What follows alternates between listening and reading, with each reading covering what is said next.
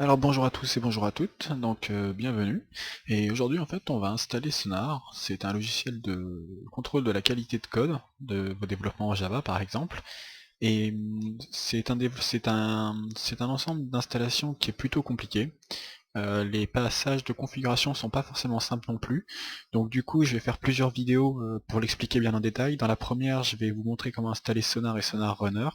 Ensuite, je vous montrerai comment appliquer Sonar à un projet. Donc vous verrez, on n'a pas besoin de spécifier à la création du projet en fait qu'on va utiliser Sonar, on peut l'utiliser en plein milieu d'un projet. Et je finirai par vous présenter un peu le plugin qui est disponible sur Eclipse pour voir Sonar, pour voir les résultats de Sonar affichés dans la console d'Eclipse. Et je vous montrerai aussi comment faire pour configurer une base externe pour stocker les résultats de Sonar. Donc bon, ce que j'ai dû vous dire, ça vous a peut-être un peu perdu en route, donc du coup je vous avais fait un superbe schéma à l'avance. Donc voilà, pour vous expliquer principalement le fonctionnement de Sonar. Bon, je vais juste redire que c'est un logiciel qui vous permettra de voir, disons, les duplications de code, les codes qui sont en trop, les codes qui sont mal faits, et ça vous permettra donc d'optimiser votre code et de le nettoyer en fait. Donc ça vous aurez un code plus propre et bien plus agréable à lire, à corriger, à débugger et à faire évoluer. Donc on va partir du bas, donc vous voyez en bas que vous avez un code à analyser, typiquement sous un IDE comme Eclipse ou quelque chose comme ça. Et ce code, voilà, vous avez des duplications de code dedans, vous avez des erreurs, et vous voulez donc savoir quelles sont sur le plan de la qualité et de l'optimisation, quelles sont encore vos marges de manœuvre.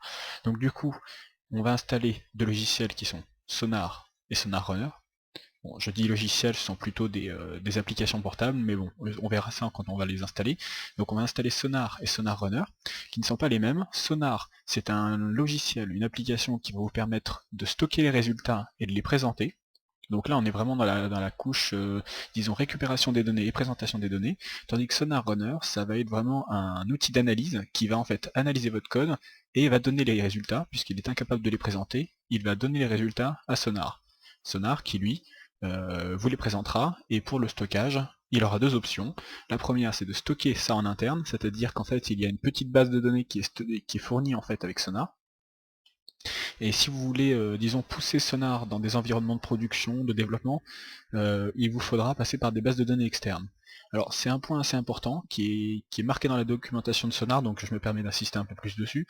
La base interne, c'est vraiment si vous avez besoin, disons que c'est celle qui demande le moins de configuration, mais qui a la moindre capacité en fait. Donc vous allez pouvoir mettre vos données dans une pseudo base de données interne, donc au niveau de la présentation, il n'y aurait pas de problème.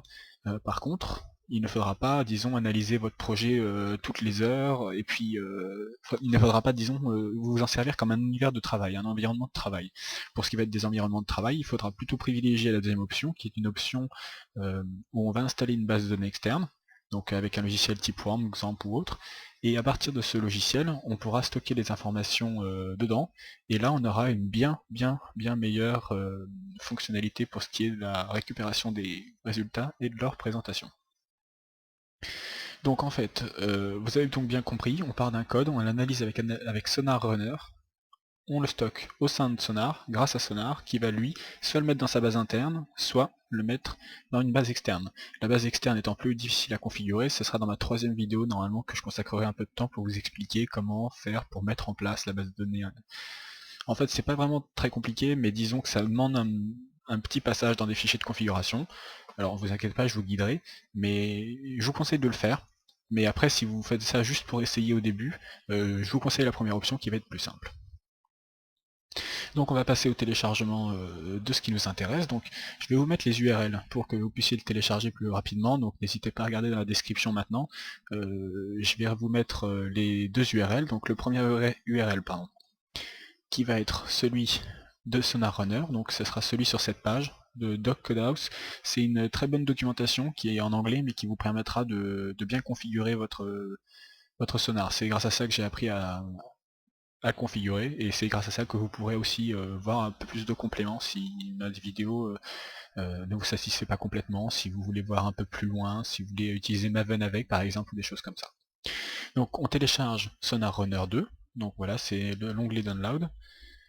Ensuite, sur le site de sonar.org, vous allez dans téléchargement, et vous prendrez par exemple le package Duo en fait. Donc le dernier package en a apparu en date. Donc voilà, vous appuyez sur télécharger ici, et sur télécharger là-bas. Alors juste un tout petit freeze. Voilà, donc en fait on télécharge Sonar 3.3.1, et ensuite ici on télécharge donc Sonar Runner. Comme je les ai déjà téléchargés dans les téléchargements comme d'habitude, voilà, vous avez deux zips, vous allez les extraire ici, d'accord, et vous obtenez deux paquets qui sont, disons, des paquets portables. Ce sont des applications, ce sont les applications Sonar et Sonar Runner, comme je vous les avais présentées ici. Je vous remets le schéma juste un instant, si vous voulez revoir un peu. Voilà, donc Sonar Runner Sonar. Et donc voilà, on les a décompressés, et ils sont sous la forme de dossiers. Première opération que je vous recommande, c'est de faire clic droit, nouveau, dossier, et vous mettez Sonar. Pourquoi? Puisqu'en fait, comme ce sont deux composantes de Sonar, je pense qu'il est quand même bien mieux de ne pas les disperser. Et pour ça, je vous conseille de renommer Sonar 3.3.1 en Sonar 3.3.1 serveur, comme ça vous vous y retrouverez mieux. Et Sonar Runner, je vous conseille de rajouter à la fin analyse. Voilà. Vous prenez les deux applications, vous les déplacez dans le nouveau dossier Sonar, ce qui fait que dans le nouveau dossier Sonar, vous avez le serveur et l'analyse. Déjà là, ça vous sera beaucoup plus simple pour vous si vous voulez remettre les mains dans les fichiers de config tout à l'heure. Donc ce dossier-là, comme je vous ai dit, il est portable, donc vous allez faire un CTRL X ou un coupé, et le mettre avec vos applications. Alors normalement vos applications sont sur le disque C, normalement.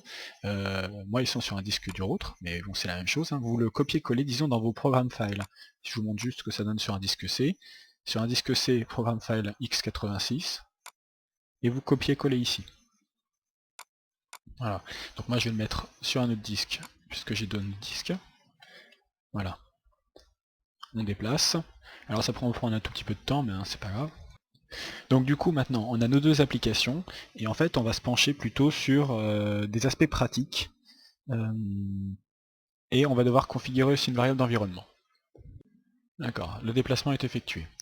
Maintenant, une fois qu'on a déplacé, vous allez double-cliquer dans Sonar, Sonar Serveur, bin, donc ce sont les exécutions, et là vous allez regarder ce qui vous correspond. Donc vous avez du Linux, du macOS, du Solaris, du Windows.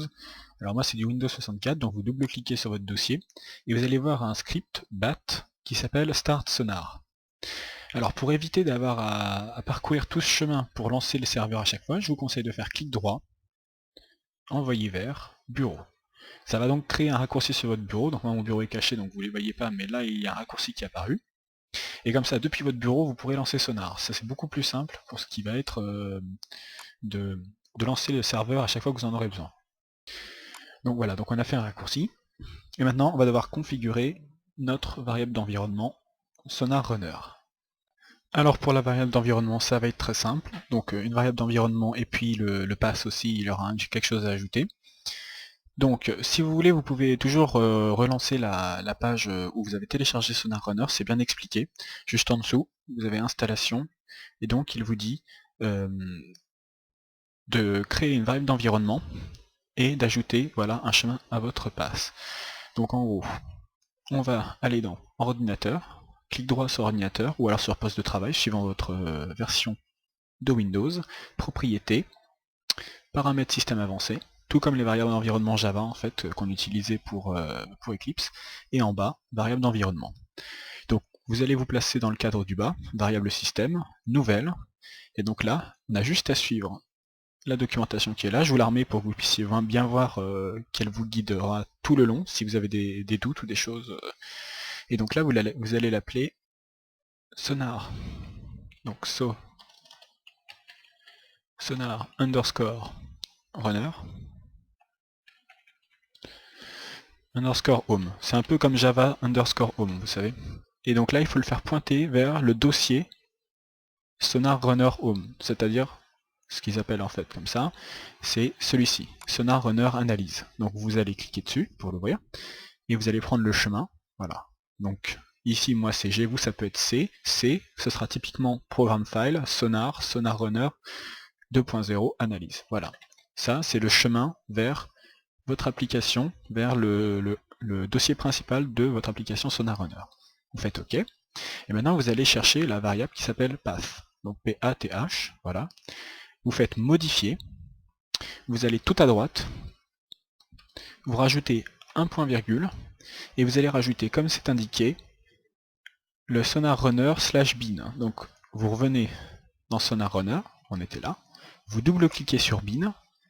Donc puisqu'en fait le Sonar Runner, vous voyez qu'il est ici en fait. Sonar Runner, c'est l'application Sonar Runner qu'on va appeler en console. Elle se trouve ici. Et donc là vous allez cliquer en haut pour récupérer le chemin. Donc c'est exactement le même qu'avant, sauf qu'on rajoute /bin, enfin anti/bin, et vous l'ajoutez tout à droite, après avoir mis un point virgule. C'est important de mettre un point virgule pour bien séparer les différents chemins. D'accord. Ok. Ok. Donc là, nos variables d'environnement et notre path sont réglées. Nous avons installé Sonar Runner, et on a de quoi le lancer si vous avez juste bien mis sur votre bureau le raccourci. Voilà, il est ici. Sonar bat. Voilà, c'est le raccourci vers le chemin qui envoie. Et donc là, vous pouvez le renommer si vous voulez. Donc vous le renommez sur votre bureau. Vous n'allez pas l'appeler renommer. Vous allez l'appeler Sonar. Voilà, Sonar, c'est très bien. Donc quand vous double-cliquerez, ça lancera le Sonar. Voilà, donc maintenant qu'on a renommé notre raccourci, que tout est présent, on n'a plus qu'à passer à l'étape suivante, qui est l'étape d'application de Sonar à un projet. Donc pour ça, je vous retrouve dans une seconde vidéo où on va créer un projet, appliquer Sonar à ce projet, et on va consulter les résultats dans notre navigateur internet. On se retrouve tout de suite.